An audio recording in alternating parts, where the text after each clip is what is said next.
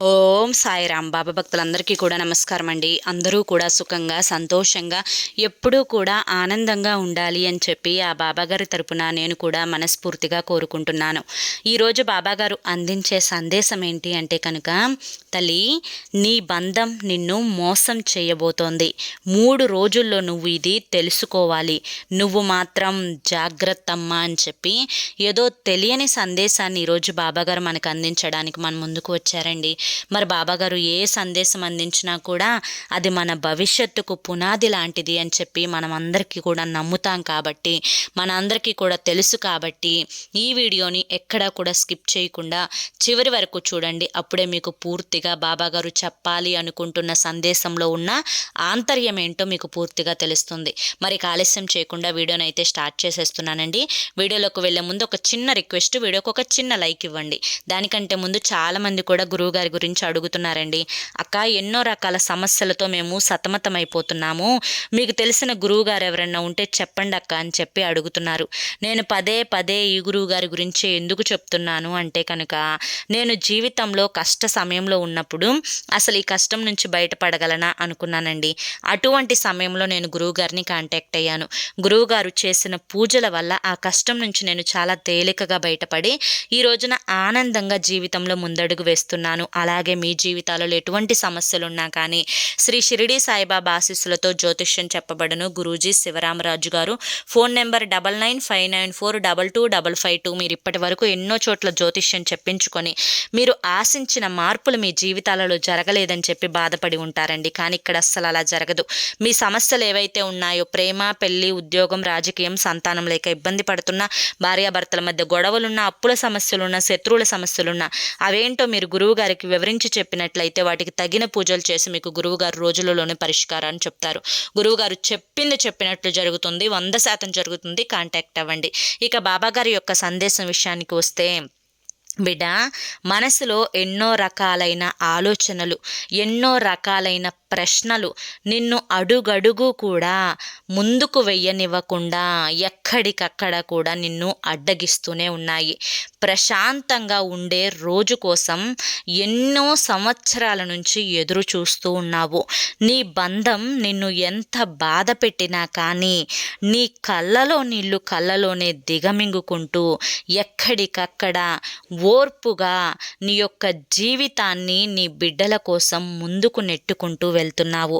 నీ బంధం నీకు ఏ మాత్రం విలువనివ్వకుండా, ఏ విషయంలో కూడా నిన్ను సంప్రదించకుండా, నిన్ను ఎక్కడికక్కడ నిర్లక్ష్యం చేస్తూ, తను చేసే పనులు తాను చేసుకుంటూ పోతూ, నీకు మాత్రం నలుగురు ఎదురుగా ఈ విలువన అనేదే ఇవ్వకుండా నిన్ను చిన్నబుచ్చేలా చేస్తూ ఉన్నారు. అయినా కూడా ప్రతి దానికి కూడా సర్దుకుపోతూనే వస్తున్నావు నీ బిడ్డల కోసం. బిడ్డ, ఎప్పుడైనా కానీ ఒక విషయాన్ని చెప్తాను, జాగ్రత్తగా విను.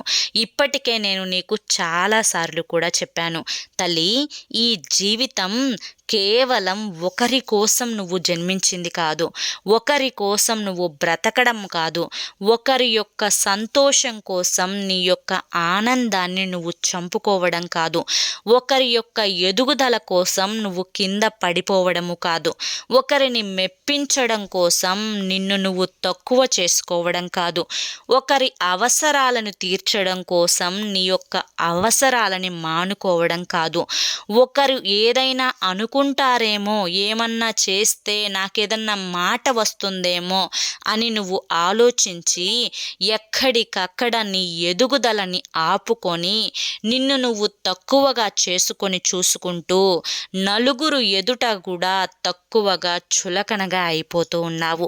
బిడ్డ, ఎప్పుడైనా కానీ ఈ జన్మ నీ కోసం మాత్రమే నువ్వు పుట్టావు. ఎన్నెన్నో జన్మల అదృష్టం ఉంటేనే ఒక మనిషి మానవ రూపాన్ని దాలుస్తారు. మనిషికి ఆ జన్మ యొక్క పూర్తి సార్థకతని అనుభవించకపోతే భగవంతుడు ఈ జన్మను ఇచ్చినా కూడా అనవసరంగా నీ జన్మని నువ్వు వృధా చేసుకున్నట్లే అవుతుంది. ఇక్కడ ఇప్పటి వరకు నేను చెప్పిన మాటల్లో నువ్వు తెలివైన దానివైతే ఖచ్చితంగా ఆంతర్యాన్ని గ్రహించగలిగే ఉండి ఉంటావు. నేనంతా కూడా చెప్తున్నది నీ కోసమే తల్లి. ఎందుకంటే ఎన్నోసార్లు నన్ను అడిగావు, ఎన్నోసార్లు నన్ను ప్రశ్నించావు, బాబా నా భర్త ఇలా ఉన్నారు, నేను చెప్పినట్లుగా వినడం లేదు, అన్నీ కూడా సర్దుకుపోయి జీవితంలో ముందడుగు వెయ్యాలి అనుకుంటున్నాను, అయినా కూడా ఎక్కడికక్కడ నాకు నిరాశనే ఎదురవుతూ ఉంది. నేను చెప్పిన మాటకి కానీ నాకు కానీ నా భర్త నాకు విలువనే ఇవ్వడం లేదు. అంతకాడికి నన్నెందుకు పెళ్లి చేసుకున్నారు, అసలు ఈ బిడ్డలు ఎందుకు, అసలు నా జీవితం ఏంది అని చెప్పి ఎన్నో ప్రశ్నలు నన్ను వేశావు. మరికొంతమంది బిడ్డలు నా భర్త తాగుడికి వ్యసనపరుడయ్యాడు, నా భర్త ఎన్నో దురలవాట్లకు వ్యసనపరుడయ్యాడు, నా భర్త ఇప్పటికి కూడా తెలుసుకోకపోతే నా భవిష్యత్తు ఏంటి బాబా, నా బిడ్డల భవిష్యత్తు ఏంటి బాబా, నా బిడ్డలు భవిష్యత్తులో ఎంతో గొప్ప స్థాయిలో ఉండాలి అని ఆశిస్తున్నారు, కానీ వారి ఆశ అంతా కూడా నిరాశ అయిపోతుంది అని చెప్పి కొంతమంది ప్రశ్నిస్తూ ఉన్నారు. మరి కొంతమంది నా భర్త ఆరోగ్యం బాగోలేదు బాబా, నా భర్తకి మంచి ఆరోగ్యాన్ని ఇవ్వండి అని చెప్పి, మరి కొంతమంది నా భర్త చేసే వ్యాపారంలో కలిసి రావడం లేదు బాబా, నా భర్తకి చక్కగా కలుసుబాటుతనాన్ని ఇవ్వండి అని చెప్పి, మరి కొంతమంది నా భర్త నన్ను అనుమానంతో నన్ను వదిలేసి తను వేరే అమ్మాయితో ఉంటున్నారు బాబా అని చెప్పి, ఇలా రకరకాల ప్రశ్నలు నన్ను ప్రతిరోజు కూడా నా బిడ్డలు అడుగుతూనే ఉంటారు. ఇన్ని ప్రశ్నలు అడిగిన తరువాత ఇక్కడ మీరు కోరుకున్నది ఏంటి అన్న విషయానికి వస్తే మీ గురించి మీరు ఎక్కడా కూడా ఆలోచించలేదు, ఎక్కడా కూడా అడగలేదు. అసలు మీరు దేనికి పుట్టారు అని నేను ఇప్పుడు మిమ్మల్ని ప్రశ్నిస్తూ ఉన్నాను. ఎందుకంటే ప్రతి విషయంలో కూడా నా భర్త నా భర్త అలా, నా భర్త ఇలా అని చెప్పి అంటున్నావే తప్ప బిడ్డ, అసలు నేను ఎలా, నేనేంటి, నా యొక్క ఎదుగుదల ఏంటి, ఏం పని చేస్తే నాకు విలువ పెరుగుతుంది, నేను ఎందుకు ఒకరి గురించి ఆలోచించి నేను మనస్తాపం చెందుతూ ఉన్నాను, ఎందుకు ఒకరి గురించి ఆలోచించి నన్ను నేనే తక్కువ చేసుకుంటున్నాను అని చెప్పి ఒక్కసారైనా ఆలోచించావా? అయితే ఇక్కడ కూడా నీకు ఒక ప్రశ్న వస్తుంది, బాబా నేను నా భర్త గురించే కదా అడిగింది, నా భర్త బాగుంటేనే కదా బాబా నేను కూడా సంతోషంగా ఉండేది, నలుగురిలో విలువగా ఉండేది, భర్త గురించి అడగడం కూడా తప్పా అని చెప్పి. తప్పు కానే కాదు తల్లి, కానీ ఎవరైనా కానీ నీ యొక్క శ్రద్ధ మొదట నీ మీదనే ఉండాలి. ఇక్కడ ఏ తండ్రి అయినా తన బిడ్డకు ఇంతే చెప్తారు తల్లి. ఎందుకంటే నా బిడ్డ తన యొక్క జన్మ ఎందుకో కూడా తెలుసుకోకుండా కేవలం బాధల కోసమే పుట్టానా, బాధల కోసమే బ్రతుకుతున్నానా అన్నట్లుగా తన జీవితాన్నంతా కూడా అశాంతిగా బ్రతుకుతూ ఉంటే ఎంతవరకు నేను చూస్తూ ఉండగలను చెప్పు బిడ్డ.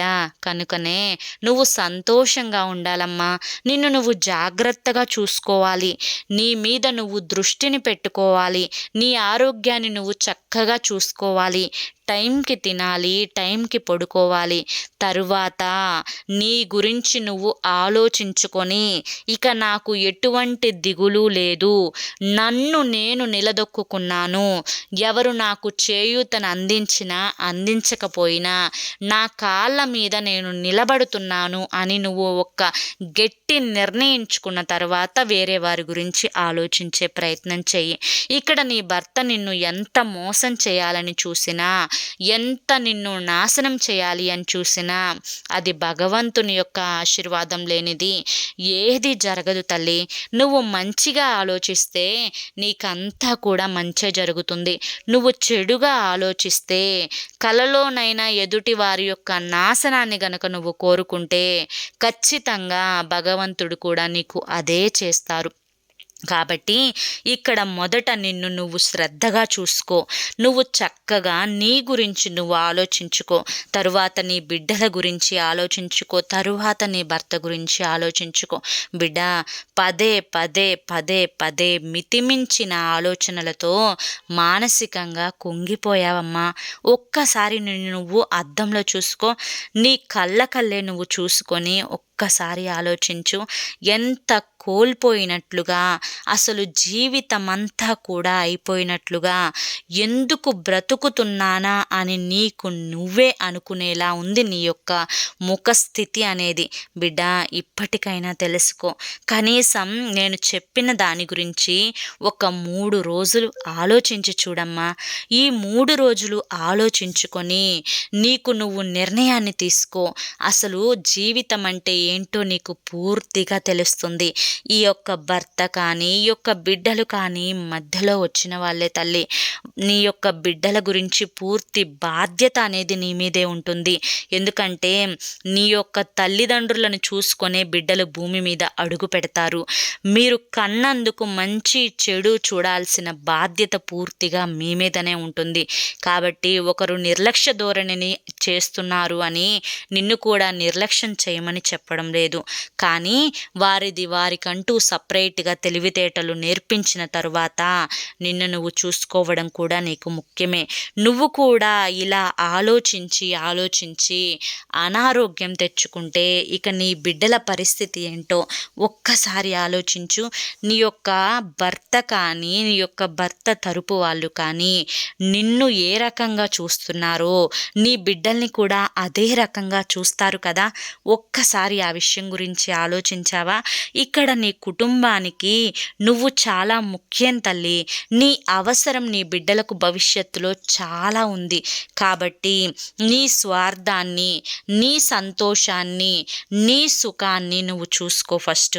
తర్వాతనే నీ భర్త గురించి ఆలోచించే ప్రయత్నం చెయ్యి తల్లి. ఒప్పుకున్నా ఒప్పుకోకపోయినా ఇదే వాస్తవం.